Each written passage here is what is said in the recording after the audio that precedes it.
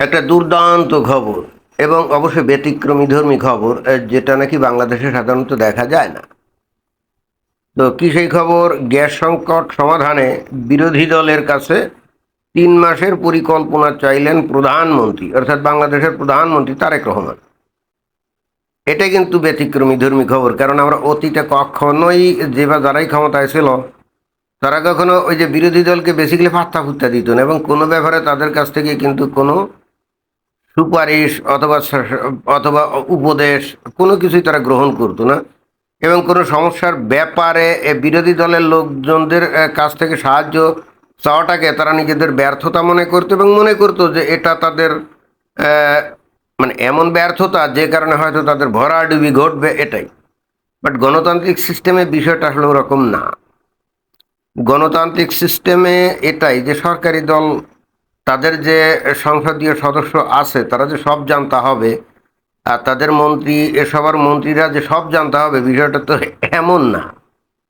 সরকারি দলের চাইতেও অনেক জ্ঞানী গুণী মানুষ বিরোধী দলের মধ্যে থাকতে পারে। অতএব জাতীয় সংকটে, দেশীয় সংকটে বা যে কোনো সমস্যায় যেটা নাকি সরকার হয়তো সমাধান করতে পারছে না, এই বিষয়ে কিন্তু বিরোধী দলীয় যে নেতা আছে বা তাদের যে সংসদ সদস্য আছে তাদের কাছ থেকে কিন্তু সুপারিশ চাওয়া যেতে পারে যে ঠিক আছে, এখন জাতীয় সংকট, এইখানে ওই আত্মশ্লাঘায় ভুগে লাভ নাই, অতএব আপনাদের যদি কোনো সাজেশন থাকে, সমাধান সূত্র থাকে, তো ঠিক আছে আপনারা বলতে পারেন। এটা একটা বাংলাদেশের শাসন ব্যবস্থা একটা নতুনত্ব। অতীতে আমরা কখনো এই ধরনের জিনিসটা দেখিনি। পৃথিবীর বিভিন্ন উন্নত গণতান্ত্রিক দেশে জাতির গভীর সংকটে এরকম বিরোধী দলকে ডাকা হয়েছে, এরকম বহু নজির আছে, এবং তাদের কাছ থেকে সুপারিশ বা উপদেশ চাওয়া হয়েছে, এরকম বহু নজির কিন্তু আছে। যেমন আমি উদাহরণস্বরূপ বলতে পারি যে ব্রিটেনে 1940 সালে যখন দ্বিতীয় বিশ্বযুদ্ধ শুরু হয়, তখন কিন্তু ব্রিটেন খুব বিপদের মধ্যে পড়ে যায়, এবং তখনকার যে সরকারের যে দল ছিল তারা কিন্তু বিরোধী দলকে আহ্বান জানায়, এবং আহ্বান জানিয়ে বলে এখন তো কঠিন সংকট, আসো আমরা এখন আর সরকারি আর বিরোধী দল নাই, আমরা উভয় মিলে একটা জাতীয় সরকার গঠন করি। তখন কিন্তু সেটা করছিল। এমনকি এই পাকিস্তানেও কিন্তু এই কাজটা করেছিল 1969 সালে। তখন তো এই মানে পূর্ব পাকিস্তান অর্থাৎ বর্তমান বাংলাদেশে ব্যাপক গণ আন্দোলন শুরু হয়েছিল, এবং তখনই বস্তুত যে বঙ্গবন্ধু নেতা হিসেবে উঠে আসেন শেখ মুজিবুর রহমান। ওই সময় কিন্তু ক্ষমতা ছিল আইয়ুব খান। এই আইয়ুব খানও কিন্তু তখন বিরোধী যে রাজনৈতিক নেতা আছে তাদেরকে ডেকে কিভাবে এটা সমাধান করা যায় এরকম একটা মিটিং ডাকছিল। পার্শ্ববর্তী ভারতেও এর নজির আছে।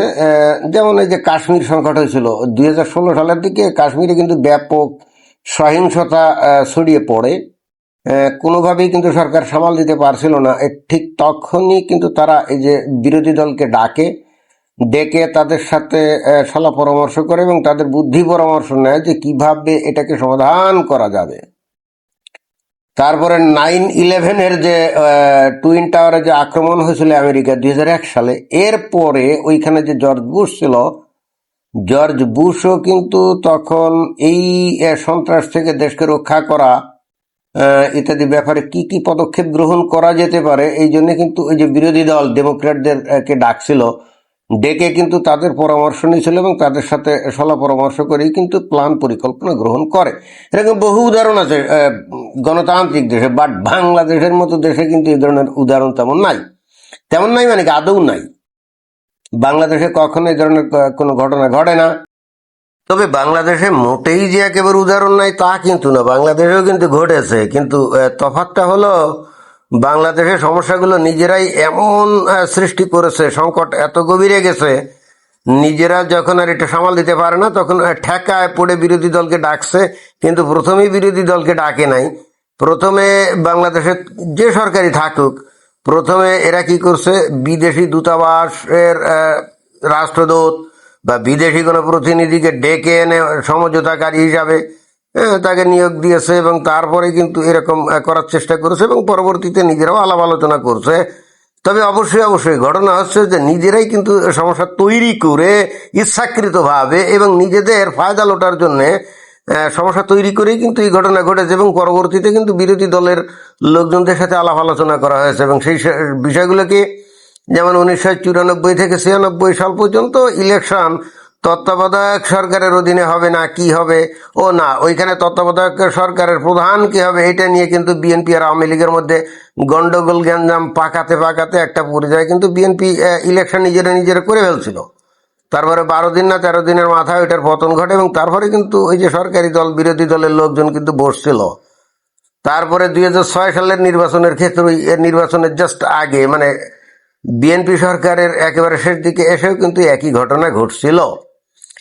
2018 সালের নির্বাচনেও কিন্তু এরকম ডাক ছিল, কিন্তু কোনো সমঝোতা কিছু হয় না। তখন তো আওয়ামী লীগ ক্ষমতায় ছিল, ডাক ছিল কিন্তু কোনো সমঝোতা হয় নাই, মানে এরকম হয়েছিল। এবং এই অন্তর্বর্তীকালীন সরকার এই যে 2024-25 সালে এই মানে এ তো আর কোনো সরকারি দল না, মানে কোনো দলের সরকার না, মোহাম্মদ ইউনূস সেও কিন্তু ডাকছিল, কিন্তু তার টাকায় কি যায় আসে, তখন তো আওয়ামী লীগই নাই এখানে, সরকারি দলই বা কি আর বিরোধী দলই বা কি, তাই না? তো এরকম ঘটনা বাংলাদেশে আছে, বাট বাংলাদেশে হলো ঠেকায় পড়ে সবকিছু হয়েছিল।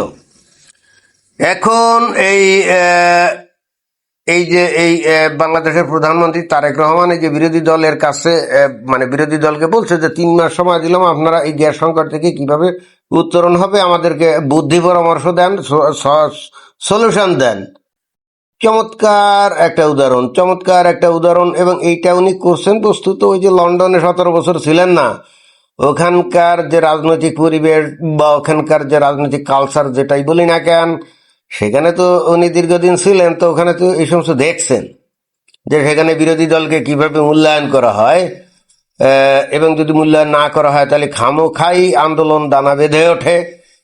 মনে হয় যে ওই জায়গার অভিজ্ঞতাটাই উনি এখানে কাজে লাগিয়ে এই বিরোধী দলের কাছে আহ্বান জানালেন যে ঠিক আছে, আমরা তো এখন আন্তর্জাতিক পরিস্থিতি যে জটিল, আমরা তো আসলে সমাধান বার করতে পারছি না, তো আপনারা কি বলেন? এটা কিন্তু একটা দুর্দান্ত চালও বটে। আসলেই তো বিরোধী দল কোনো সমাধান দিতে পারবে না। কি সমাধান দিবে? কারণ হরমুজ প্রণালী দিয়ে তো আর ওই কাতার থেকে সস্তায় গ্যাস আনা যাবে না। এদিকে প্রস্তাব দিয়ে বসে আছে আমেরিকা, ওই যে পিটার ডি হাস আগে যে রাষ্ট্রদূত ছিল আমেরিকার, সে তো বহুত ক্যালকিসিংকে তখন করছিল। তারপরে এমন বাংলাদেশে সে মানে বাংলাদেশকে এমন ভাবে ভালোবেসে ফেলছে, আসলে বিষয়টা তা না। মানে পিটার ডি হাস মনে করেন যে রাষ্ট্রদূতের চাকরি পরে আমেরিকা ফিরে গেল, তো ওরা তো রাস্তাঘাটে কেউ ডেকেও জিজ্ঞেস করবে না, কেউ ইজ্জত সম্মান দিবে না। বাট বাংলাদেশে যতদিন রাষ্ট্রদূত ছিল ততদিন তো রাজা বাদশার মতো চলাচল করতো, তাই না? এবং নট অনলি দ্যাট, এরপরে এই রাষ্ট্রদূত থেকে মানে চাকরি চলে যাওয়ার পর তারপরে ওই আমেরিকার কি একটা তেল গ্যাস কোম্পানির প্রতিনিধি হয়ে বাংলাদেশেই কিন্তু উনি দীর্ঘ সময় থাকেন। এবং ইন্টারেস্টিং ব্যাপার হচ্ছে এখনো উনি বাংলাদেশে ভিভিআইপি মর্যাদায় থাকে। অধিকাংশ সময় শুনছি যে ইয়েতে থাকে, কক্সবাজারে থাকে।